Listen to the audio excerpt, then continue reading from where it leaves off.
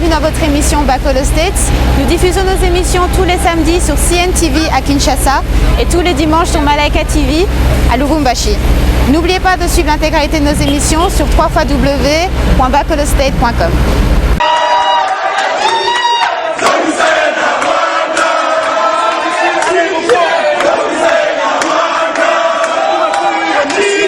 Monsieur Etienne Tshisekedi Wamulumba, le leader charismatique et maximum de l'UDPS qui depuis un certain temps séjourne ici aux États-Unis d'Amérique. Le président de l'UDPS est venu ici pour prendre des contacts officiels avec le milieu politique et le milieu de décideurs américains. Comme vous le savez, M. Tshisekedi s'est déjà déclaré candidat aux élections présidentielles en République démocratique du Congo. Alors, nous avons eu la chance de pouvoir nous asseoir avec M.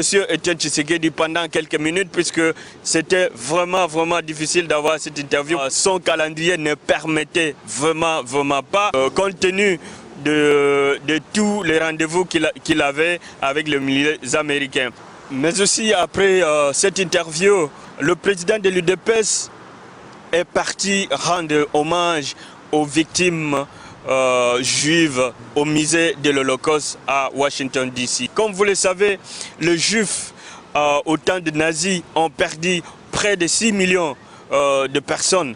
Et aujourd'hui, la situation est presque similaire avec celle des Congolaises et Congolaises qui sont tuées à coups de paix, à coups de matraques, à coups de baïonnettes, à coups de balles.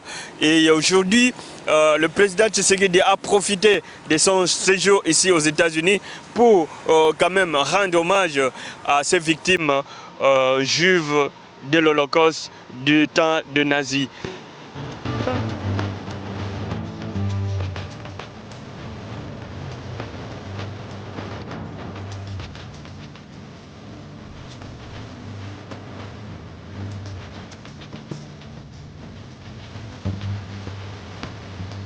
Aujourd'hui, nous avons le réel plaisir de recevoir sur notre plateau le président Etienne Tshisekedi Wamulumba.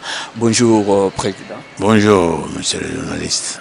Je suis très ravi parce que vous êtes aussi suivi à Kinshasa sur CNTV. Alors, président, soyez encore le bienvenu à Washington DC. Je vous remercie beaucoup. Alors, président, vous avez été accueilli par cette diaspora congolaise qui était venue de partout, très nombreux à l'aéroport. Comment avez-vous trouvé cet accueil ?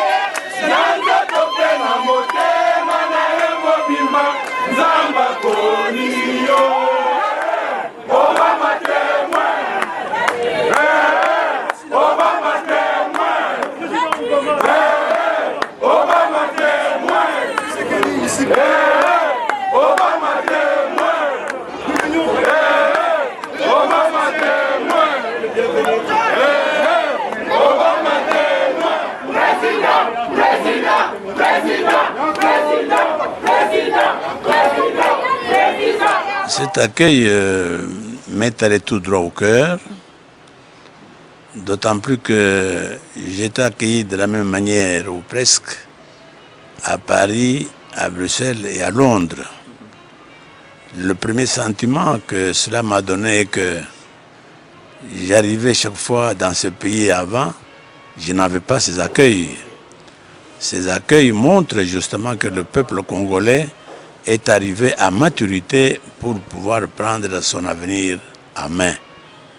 Ça me fait un grand plaisir Il a fallu 30 ans de lutte, de libération de l'UDPS pour que enfin le peuple congolais arrive à la maturité dont je viens de parler. Et ça me fait un grand plaisir. Je ne peux que demander à mes compatriotes, leur dire que le pouvoir leur appartient. Le pouvoir n'appartient pas à l'étranger. C'est nous-mêmes qui avons notre pouvoir. À l'étranger, nous sommes venus tout simplement sensibiliser les décideurs internationaux pour qu'ils laissent libre le peuple congolais choisir les hommes de son choix, qu'ils fassent pression sur les détracteurs de la liberté de l'homme qui sont chez nous, qui nous gouvernent, pour qu'ils évitent toute tricherie, toute manœuvre tendant à montrer leur volonté de se maintenir au pouvoir. Le pouvoir démocratique doit accepter une alternance normale et c'est ce que nous comptons faire.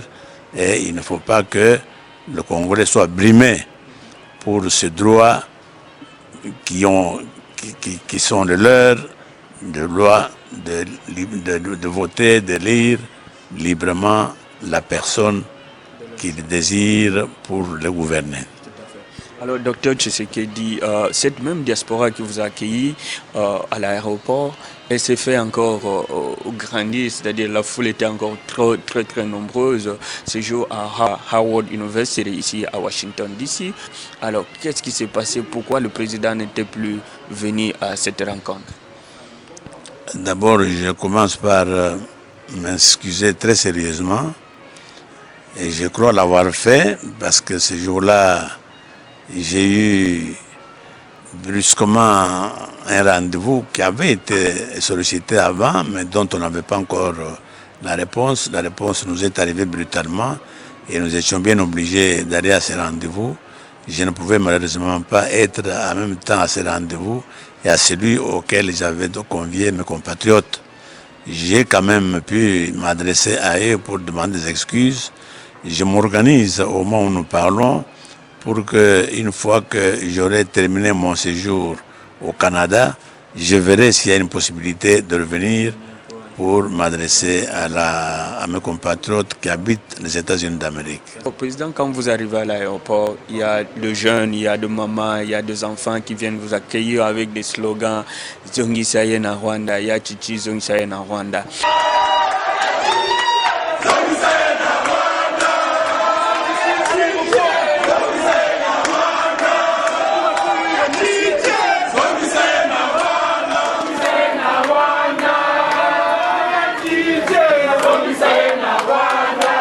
Mais il y a certains qui se posent la question de savoir, vous êtes là depuis très longtemps, vous connaissez presque comme votre poche la politique du Congo. Il y a un problème de cette nationalité douteuse du président qui est en place. Mais le président Tshisekedi n'a jamais, en quelque sorte, adressé ces problèmes. En connaissez-vous quelque chose, monsieur le président? Les problèmes de la nationalité de M. Kabila. Oui.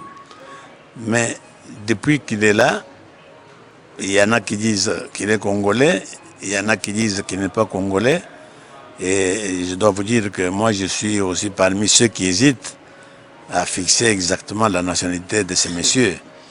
Mais comme il est quand même là, nous avons dit que ce monsieur est là par la volonté de la communauté internationale, ce n'est pas par la volonté du peuple congolais. Il est là, nous devons le prendre comme tel. Mais justement, comme maintenant, il y a les élections qui vont déterminer la fin de son mandat, c'est pour ça que j'en profite pour demander aux Congolais, quels qu'ils soient, de tout faire pour participer à ces élections et d'exprimer leur rejet de ce régime qui a retardé le pays pendant 10 ans et qui doit laisser la place à un leadership crédible qui a la volonté, qui a la confiance du peuple congolais, qui n'attend que cela pour continuer à participer au développement de son pays. Parlant justement des élections, il y a cette loi électorale qui est taillée sur mesure et à cela, l'opposition ne doit pas aller sur ordre dispersé. Et il y a les idées qui sont avancées de pouvoir réunir l'opposition, que l'opposition soit rangée derrière une seule candidature pour donner plus de chances à la réussite aux élections. Quelle est la philosophie de M. Etienne Tshisekedi aujourd'hui et de l'opposition en général pour rallier tout le monde autour d'une même candidature? Et quelle est cette personne qui doit nous représenter en tant qu'opposition à ces élections? Les partis d'opposition, nous sommes déjà réunis devant cette réalité de la révision constitutionnelle et nous sommes déjà tombés d'accord sur le principe de n'avoir qu'un candidat, d'être tous derrière un candidat. Mais comme nous avons passé le premier temps ici à organiser nos propres élections, nos propres partis politiques, parce que jusqu'en décembre dernier, ce parti avait été complètement interdit au Congo. Nous avons un grand travail de réorganisation de nos partis. C'est ainsi que la première partie de notre emploi du temps, nous l'avons consacré à cela, à l'organisation de nos partis respectifs. Mais dès mon retour ici, je suis certain que début juillet, nous allons pouvoir nous rencontrer pour concrétiser effectivement cette volonté commune d'avoir un seul candidat. Et c'est alors, soyez sûr que nous n'aurons qu'un seul candidat valable. Si on n'empêche pas qu'il y ait d'autres candidats, s'il y en a, on ne peut pas empêcher qu'il y ait d'autres candidats, mais des candidats vraiment qui pèsent, qui valent la peine, nous n'en aurons qu'un seul. Et je ne peux pas encore vous dire lequel parce que nous allons justement entreprendre des négociations entre les partis d'opposition pour arrêter cette candidature-là. Est-ce que le président Tshisekedi sera prêt à accepter le résultat des urnes au cas où le président Tshisekedi n'est pas voté comme président de la République? Oui, Tshisekedi acceptera ça si c'est un autre candidat qui passe. Mais il doit être évident que si M. Kabila passe, ça ne peut être que par tricherie parce que nous sommes au Congo, nous connaissons les Congolais. Tous, vous venez de dire vous-même ici, expriment la même volonté du rejet de M. Kabila. Et si jamais, par miracle, M. Kabila passe, c'est une certitude que chez nous, il risque d'y avoir une véritable explosion. Parce que personne ne croira que M. Kabila peut passer par des élections libres, démocratiques et transparentes. On peut savoir en 2 mots quels sont les contacts que vous avez eus ici aux États-Unis et comment cela évolue? Bon, je ne peux pas citer les personnalités qui m'ont accueilli. Ce que je peux vous dire, c'est que j'ai vu les personnalités qui pèsent dans l'opinion américaine et qui m'ont très bien accueilli, qui ont montré justement qu'ils sont conscients que le peuple congolais ne peut plus accepter qu'on vienne lui imposer un candidat de dehors. Et ça m'a fait un grand plaisir. Ils m'ont promis qu'ils feront de leur mieux pour que les élections soient, comme les Congolais le désirent, transparentes, démocratiques et libres. Ce que vous avez affirmé au début, qu'il y a des jeunes gens mineurs qu'on engage, nous le savons, et c'est particulièrement dans la province de Katanga. Nous savons justement que c'est ça, justement parmi les velléités de tricherie des hommes au pouvoir qui commencent par là. Nous l'avons dénoncé, nous continuerons à le dénoncer, nous ferons tout pour que cette comédie-là puisse prendre fin. Mais ce que vous dites que les observateurs de presse ne sont pas partout, je crois qu'ils sont un peu impatients. Je viens de vous dire que nos partis étaient complètement tués, étaient inexistants par le terrorisme qu'exerce le pouvoir au Congo. Donc nous sommes en train de nous organiser et au moment où nous parlons, je crois qu'une bonne partie de bureaux d'enrôlement à travers la République sont déjà assistés par les témoins de l'UDPS. Je sais qu'il y a eu même une personnalité de la MONUSCO qui a circulé à travers le pays, qui a déclaré qu'il a été partout. Il n'a rencontré auprès des bureaux électoraux que les témoins de l'UDPS n'a pas vu les témoins d'autres partis, sauf ceux du parti au pouvoir. Donc c'est vous dire qu'ils peuvent être tranquilles, ceux qui disent que les témoins de l'UDPS ne sont pas dans tous les bureaux. les témoins de l'UDPS y seront absolument présents. Monsieur le Président, nous allons finir par ici puisque je sais que vous êtes aussi appelé à des rendez-vous très importants. Quand vous passez partout, monsieur Dr Tshisekedi, vous passez partout à l'extérieur, il y a cet engouement de la diaspora congolaise qui vous suit. Vous avez fait un meeting formidable au stade Tata Raphaël. Quand vous voyez tous ces jeunes, tous ces enfants, tous ces parents venir soutenir la personne de monsieur Etienne Tshisekedi, vous vous dites quoi dans la tête? J'ai dit que ce n'est pas la personne de Tshisekedi que ces gens accueillent. Le peuple congolais a acquis la maturité politique qu'il faut pour se prendre en main. Donc, ce qui me fait plaisir dans tout ça, c'est que la lutte de l'UDPS a atteint son but. La lutte de l'UDPS consistait à élever les niveaux de conscience, les niveaux de maturité du peuple congolais pour que, justement, cette union qui dit pour la démocratie et le progrès social, que cette démocratie soit le fait des Congolais eux-mêmes, que ce ne soit pas le fait de forces extérieures. Et ça me fait un grand plaisir parce que, après 30 ans de lutte, et quand je vois cela, j'ai dit le peuple congolais a atteint la maturité et je crois qu'il est temps qu'il commence d'abord à élire des dirigeants dont il a confiance et surtout commence le travail du développement. Parce que la maturité, après la maturité, il faut maintenant que les Congolais pensent au développement de leur pays. Et ça me fait un très très grand plaisir. Votre mot de la fin, monsieur le Président?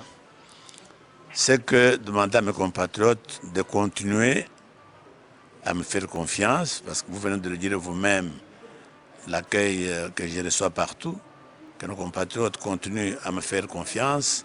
Nous allons instaurer un état de droit au Congo où régnera la justice, la bonne gouvernance et la lutte contre la corruption et contre les antivaleurs. Ce qui fera qu'ils pourront avoir un cadre dans lequel ils peuvent se développer et atteindre les niveaux que tous les pays développés ont atteints. Merci, monsieur le Président, et bonne chance à vous. On espère qu'on va vous retrouver l'année prochaine à la présidence de la République au Congo. Merci beaucoup, c'est moi qui vous remercie. Merci beaucoup.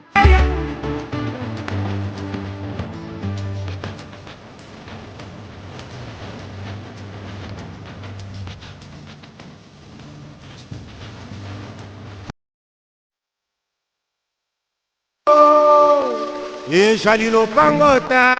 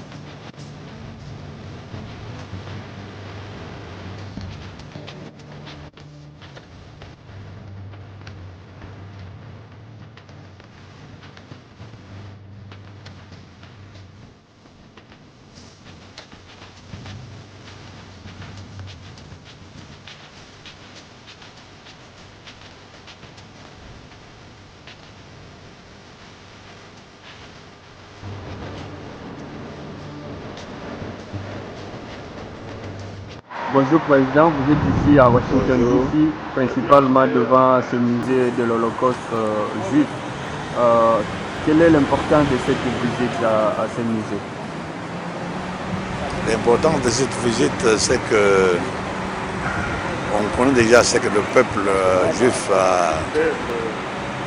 a souffert dans l'histoire du monde. Nous n'oublierons jamais ça. Et pour nous autres Congolais, ça nous rappelle ce que nous avons connu au Congo. Et c'est pour ça que je viens m'incliner devant la mémoire de tous ces morts, aussi bien juifs que congolais.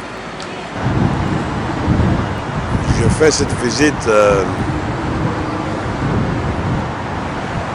en mémoire des Congolais qui sont morts presque dans les mêmes conditions. Et je le fais par respect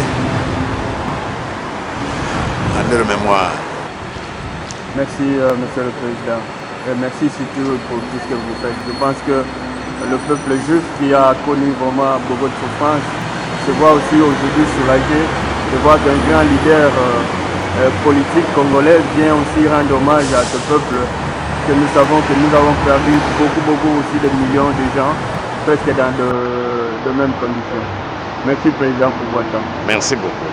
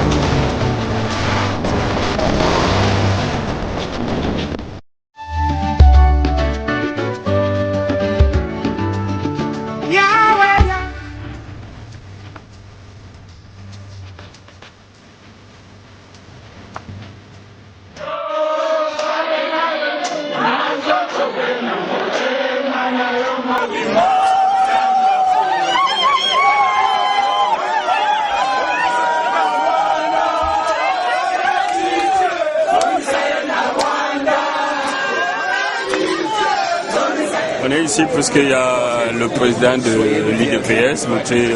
Etienne Tshisekedi, qui va arriver bientôt. Donc, étant la presse, on doit être là pour couvrir l'événement obligé. Avant, comme nous tendons déjà vers ces défis des élections, le président vient pour prendre contact direct avec nos partenaires étrangers. Bon, je pense qu'en plus de ça, l'élection, pour ça, il y a calamité. Bon, donc, il y a l'élu du peuple, quoi. Donc, le peuple, nous sommes tous Simalaye. Il y a nous sommes tous Simalaye pour la Royambaye, pour la welcome. Le respect, rendre le respect que Etienne Tshisekedi m'a donné en me recevant quand j'étais candidat à la présidence en 2006 à Kinshasa. Il m'a reçu à l'imiter et il est de mon devoir de venir doublement le saluer à Washington, qui est mon fief. Mushindo via moins uma eleição, muito alcunha meu. Tem a eleição do Menemene, muito cada chegou muito bom só loi Obama égale implémentée. Bonjour Monsieur le Président, vous êtes ici à Washington. Cet accueil que vous trouvez, comment est-ce que vous trouvez l'accueil ici à Washington? Je l'ai trouvé très extraordinaire, je ne m'attendais pas à ça. Ça me réjouit de voir que tous les combattants, tous les compatriotes sont conscients des enjeux qui sont maintenant chez nous. Que tout le monde est déterminé à tout faire pour écarter les gens qui sont au pouvoir. On est très content d'avoir le président. Il y avait une foule qui était venue l'accueillir. Et l'ambiance était vraiment, la chaleur était très grande. Nous sommes très contents de les recevoir, n'est-ce pas, aux États-Unis. Nous sommes arrivés à la fin de cette émission. Merci à vous de nous avoir suivis. On se retrouve la semaine prochaine, même chaîne, même heure. C'était Clara Mbella en direct de New York. Au revoir.